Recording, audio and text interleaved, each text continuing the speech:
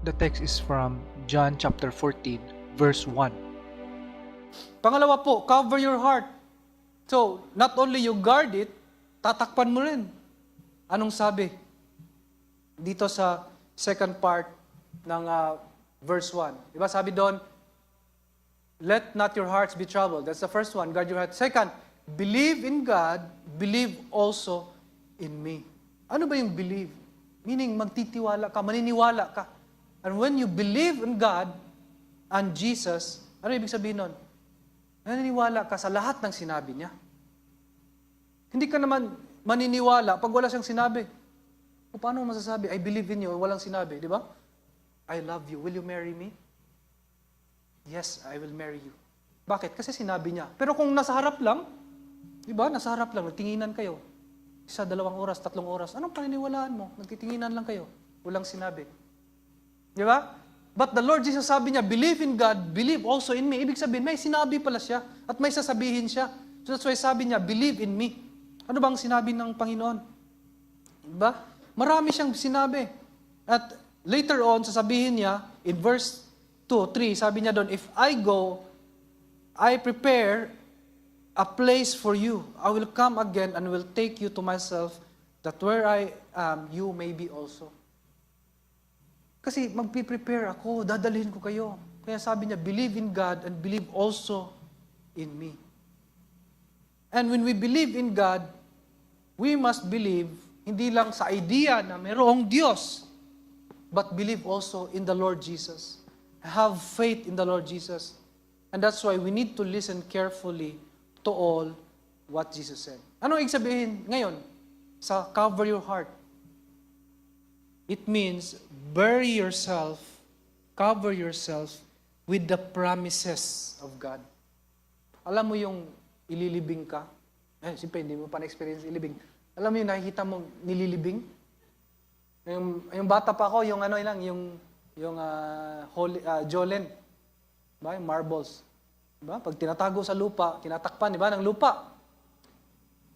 But the point here, when you cover your heart, cover it with what? With promises sa Panginoon. Now, when you look at your heart, wala kang ibang nakikita kundi ang promises lang ng Panginoon. So when the time comes that things are troubling you, problems are troubling you, no? Andun lahat ng problema, titingin ka ngayon sa heart mo, nakikita mo ngayon, yung covering. Hindi problem, but the promises of God. When you believe in God and believe in the Lord Jesus. Kaya sabi niya, believe in God, believe also in me. So hindi enough na naniwala ka na may Diyos. You must know the will of the Lord Jesus. Know Jesus and His promises. Kaya nga, He told His disciples, sabi niya, we have a traitor in our midst. I am leaving you. Your big guy, Peter, will deny me. But look at me. Don't look at the circumstances. Look at me. Listen to me. Not to the problems, but to me. I will go and prepare a place for you because I am going to bring you. Amen? Ang ganda ng sinabi ng Panginoon. So the next time na mayroong mga problema, siguro, I hope and pray na paglabas dito, maalala po natin, no? And when that problem comes again, wala akong work, walang opportunity, maganda for me. Guard and cover. Guard your heart. Choose what to hold, choose what to let go, and then guard and cover your heart with the promises from the Lord. Guard and cover po is a concept of survival actually. For preppers, during times of war, when we are in a constant war against the principalities of this world, you can make use of the principle of guard and cover. Parang duck and cover lang yan sa earthquake drill. We can overcome the constant bombardment ng problema by guarding your heart. Ano ibig sabihin? Anticipating. Merong spiritual attack every day. Hindi ka magpapahinga. Yan yung guard. That's why you read the Bible and pray every day. And then, what? Kung mayroong attack, tuloy-tuloy yung attack, we need sustenance from the Lord. That's why we will cover and hide in God's promises.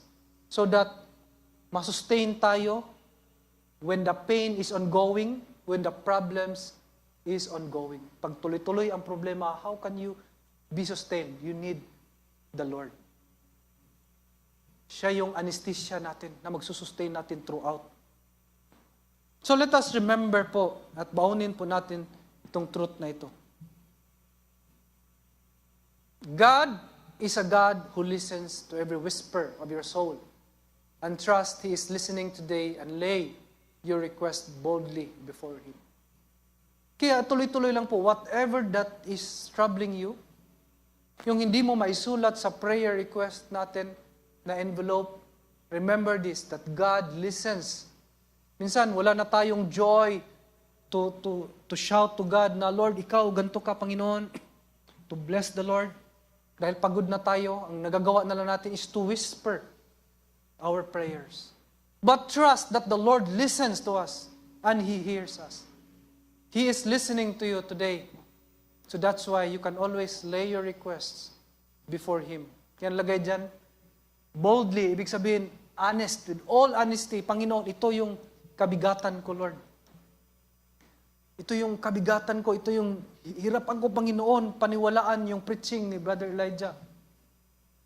Be honest sa Panginoon because He listens to every whisper of your soul. Therefore, mga kapatid, a troubled heart, kung babalikan natin, sinabi natin lahat today, is caused, ang reason ko bakit may troubled heart tayo is because of the probability or actually losing our hope. Pag nawalan ka ng pag-asa, andun yun. In our text, Jesus was their hope. The disciples believed that Jesus is their Messiah. Yun yung inaantay ng mga Jews hanggang ngayon. But the disciples already have within them na yung hope na yun na si Jesus na yung Messiah. However, the Bible tells us that that hope was not really lost because the presence of Jesus is not something physical but something spiritual. It is also a knowledge that He is always here with us. Today po, we are reminded na piliin lang po natin ang Panginoong Hesus. At wala nang iba. Pangarapin lang natin. No, hindi lang pangarap, i-dream, or yun ang ilagay natin, i-target natin, i-focus natin na ang Panginoong Hesus lamang ang gugustuhin natin.